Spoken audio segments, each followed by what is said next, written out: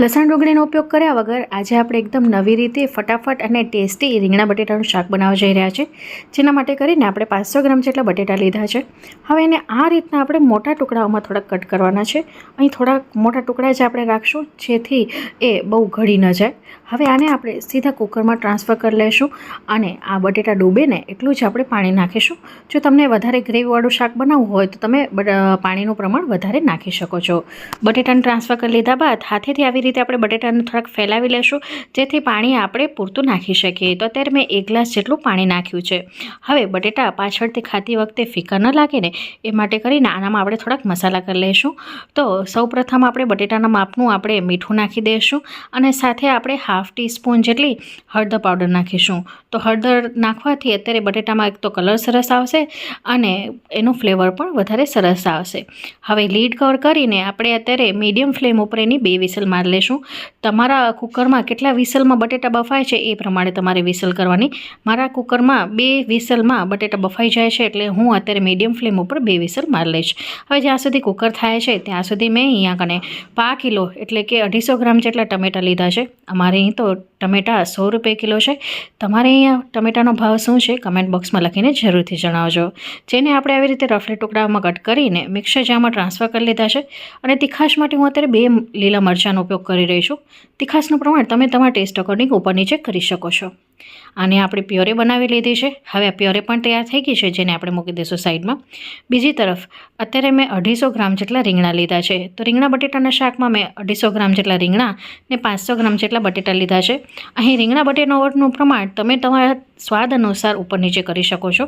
જો તમને રીંગણા વધુ પસંદ હોય ને બટેટા ઓછા પસંદ હોય તો એ રીતે લેવું। હવે પાણીની અંદર આ રીતના આપણે મોટા ચીરિયાઓમાં રીંગણાને કટ કરી લીધા છે। પાણીમાં રાખવાથી રીંગણા આપણા કાળા નહીં પડે। તો હવે શાકનો વઘાર કરી લઈએ। જેના માટે જાડા તળિયાવાળી કઢાઈ લઈ લીધી છે ને 5 ટેબલસ્પૂન જેટલું મગફળીનું તેલ ગરમ કરી લીધું છે। 1 ટીસ્પૂન જેટલું જીરું ને 1 ટીસ્પૂન જેટલી રાઈ નાખી છે અને સાથે આની અંદર આપણે હિંગ નાખીશું। આ સમયે મારી પાસે મેથીના દાણા હતા નહીં। જો મેથીના દાણા હોય તો અચૂકથી નાખજો, એનો સ્વાદ છે એ ખૂબ જ શાકમાં સરસ લાગે છે। તો સૌથી પહેલાં તમારે મેથીના દાણા નાખવાના, ત્યારબાદ રાઈ જીરું નાખવાના। હવે આની અંદર મીઠા લીમડાના પાન નાખી દઈશું અને વઘારને સારી રીતે તતડાવી લેશું। તો અહીં તમે જોઈ શકો છો કે વઘાર સારી રીતે તતડી ગયો છે।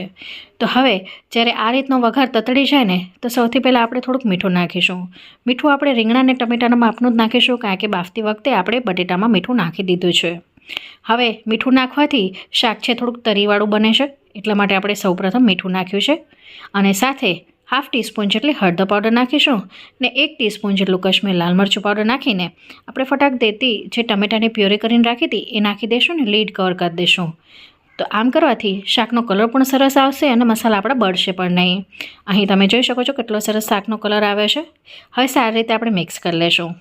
અહીં તમે જોઈ શકો છો કે ટમેટામાં ઘણું બધું પાણી છે, તો જ્યાં સુધી ટમેટાનું પાણી બળી ન જાય ત્યાં સુધી આપણે આ પ્યોરીને પકવીશું। તો આમ કરવાથી ટમેટાની કચાશ પણ દૂર થઈ જશે ને શાકનો કલર પણ સરસ આવશે અને ફ્લેવર પણ સરસ આવશે। તો હવે ગેસની ફ્લેમને મીડિયમ રાખીને ઢાંકણ ઢાંકીને આપણે ટમેટાનું પાણી બળે ત્યાં સુધી પકવી લેશું।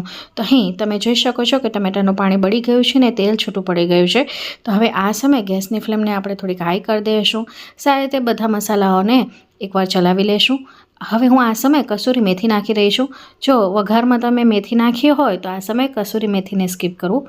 મેથીના દાણા નહોતા એટલે મેં કસૂરી મેથીનો ઉપયોગ કર્યો છે। સાથે 2 ટીસ્પૂન જેટલું આપણે ધાણા જીરું પાવડર નાખ્યું છે અને જે રીંગણા કટ કરીને રાખ્યા હતા એ નાખી દઈશું। તો પાણી નિતારીને નાખવાનું છે, એ વાતનું ધ્યાન રાખજો। હવે સારી રીતે મિક્સ કરી લેશું, જેથી બધા મસાલા એકબીજા ઉપર કોટ થઈ જાય। આવી રીતે છૂટા રીંગણાને પકવતા બહુ વાર નથી લાગતી, માત્ર 5 મિનિટની અંદર જ એ ચડી જાય છે। તો જે મિક્સર જારની અંદર ટમેટાની પ્યોરી કરીને રાખી હતી એનામાં 1/3 કપ જેટલું પાણી નાખીને આપણે પાણી નાખી દીધું છે અને ઢાંકણ ઢાંકીને 5 મિનિટ સુધી પકવી લીધું છે। તો 5 મિનિટમાં જ રીંગણા લગભગ આપણા ઘડી જાય છે, કારણ કે આપણે ચીરિયાના ફોર્મમાં એને લીધા છે, એટલે આ રીંગણાને ચડતા વાર નથી લાગતી। અહીં તમે જોઈ શકો છો મસાલો પણ સરસ પાકી ગયો છે અને રીંગણને પણ આવી રીતે આપણે ચેક કરી લઈશું તો રીંગણ પણ આપણા ચડી ગયા છે. તો હવે જે આપણે બટેટા બાફીને રાખ્યા હતા એ આ સમયે નાખી દઈશું. જો તમને ગ્રેવીવાળું શાક પસંદ હોય તો બટેટાની અંદર જે પાણી વધ્યું હોય એના સાથે જ તમારે નાખી દેવાના. હું અત્યારે થોડુંક કોરું શાક બનાવી રહી છું એટલે મેં થોડુંક પાણી કાઢી અને એમને બટેટા નાખ્યા છે. આવી રીતે બટેટાને બાફીને લેવાથી એક તો બટેટાના પીસીસ આખા રહે છે, દેખાવે સરસ લાગે છે અને બટેટા સારા ગળી પણ જાય છે. સાથે થોડીક ઝીણી સમારેલી કોથમીર નાખીશું અને આને મિક્સ કરી લઈશું. તો જોઈ શકો છો કેટલું સરસ શાક લાગી રહ્યું છે. હવે સારી રીતે મિક્સ કરીને આપણે લગભગ 1 કે 2 મિનિટ સુધી પકવીશું જેથી બટેટામાં પણ મસાલા કોટ થઈ જાય. થોડુંક શાકમાં પાણી ઉમેરી રહીશું જેથી મસાલાઓ છે બટેટામાં ભળી જાય. તો આવી રીતે મિક્સ કર્યા બાદ થોડુંક પાણી જરૂર લાગે તો ઉમેરી દેવાનું અને 1 મિનિટ પછી આ શાક તૈયાર છે પીરસવા માટે. જોઈ શકો છો શાક કેટલું ટેસ્ટી બન્યું છે. તમે મારા વિડીયો કયા ગામ, કયા શહેર, કયા મેટ્રો સિટી જોવો છો એ કમેન્ટ બોક્સમાં લખીને જરૂરથી જણાવજો જેથી મને આનંદ થાય કે મારા વિડીયો કયા ખૂણે પહોંચ્યા છે.